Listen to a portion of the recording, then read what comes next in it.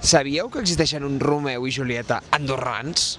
Sé que us imagineu una parella de pèl-bròquils que passa la tarda a Caldea i acaben sopant a la Tagliatella, però res més lluny de la realitat.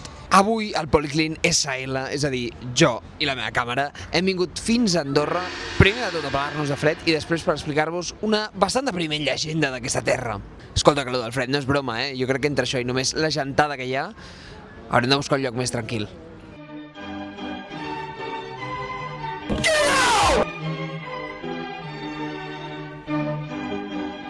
Ai, amics, això és una altra història, no? Mai més torno a pujar a Andorra per Setmana Santa, la veritat. Se surt el millor de cada casa. En fi, anem al gra. Doncs bé, tota literatura ha de tenir la seva història d'amor tràgic. Romeu i Julieta, Tristany i Isolda, la Celestina, jo i el metro de Barcelona cada cop que m'he de renovar la T jove. Pròxima estació. Avinguda Carrilet. I la literatura andorrana no va voler ser menys. La nostra llegenda comença a Les Bons, un nucli de població d'Andorra situat a la parròquia d'Encamp.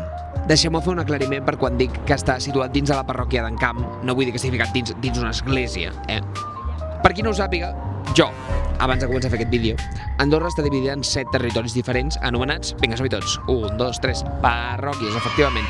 I d'entre totes elles, Encamp és la tercera més poblada després d'Andorra la Vella i Escaldes en Gordany. Aclariment aclarit, proseguim. Diu la història com un dia a Les Bons hi va arribar en Jaumet, un jove noi que venia a fer de mosso en una de les cases del poble. Diuen que era bon treballador, honrat i que la família que el tenia acollit a casa n'estava molt content. Com tots els joves de la seva època, un cop acabada la seva jornada laboral, doncs es mudava, es vestia i se'n anava a la plaça del poble d'Encamp on coincidia amb la resta del jovent. Hace calor, en la playa tú apretado el putillol. Ese culo mami es uno en un millón. Nois, aquesta pujada hauria de mínim convalidar una mili, crec jo. I ella va ser on va conèixer la coprotagonista de la nostra història, ni més ni menys que la Peirona, que, sorpresa, sorpresa, els dos es van enamorar profundament i van començar a festejar, no? Van començar amb el seu idil·li amorós. Ara bé, la Peirona estava feta una burgesota. Jo no sé on queda la Diagonal en aquest poble, però la veritat que ella vivia 10 quilòmetres cap amunt, perquè ella era la pubilla d'una de les cases més riques d'aquí d'Encamp. Evidentment, el pare d'ella va vetar aquesta relació, la va prohibir per complet. De fet, el pare tenia molt mala fama de ser un cacic malparlat, desagradable, però, amics, ja sabeu com és l'amor, és un torrent que es mou amb una força pròpia. Que bonic que m'ha quedat això, no?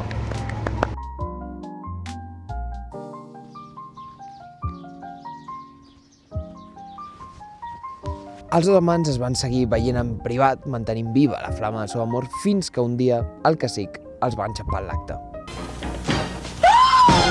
¿Qué haces estando a la limpiada?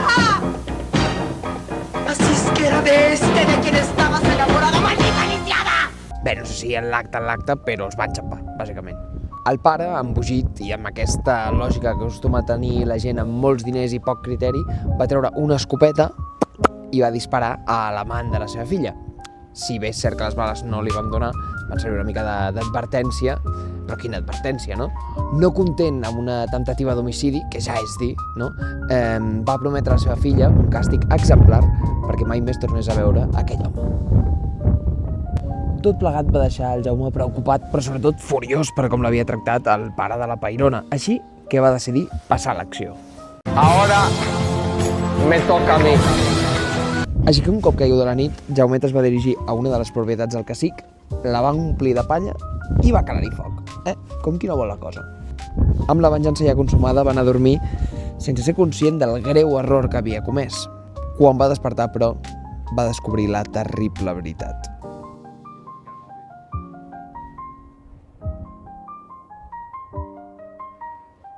Peirona era morta i el pitjor de tot l'havia mort en Jaumet amb les seves pròpies mans.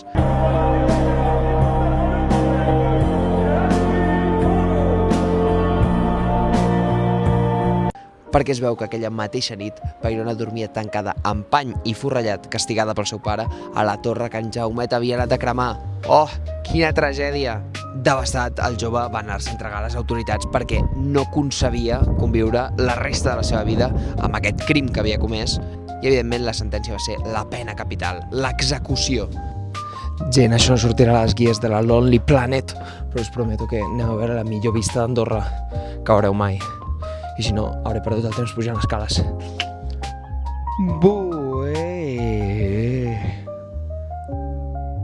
Diu la història que l'última voluntat del jove va ser executat a prop d'on havia mort la seva estimada, i és per això que la forca de l'execució va ser instal·lada dalt d'una pedra que va ser coneguda a partir d'aquell dia com el Roc de la Forca. De fet, es diu que l'ànima del Jaumet encara vaga per aquestes zones per visitar recurrentment el cirerer en el que diuen es va reconvertir la Peirona.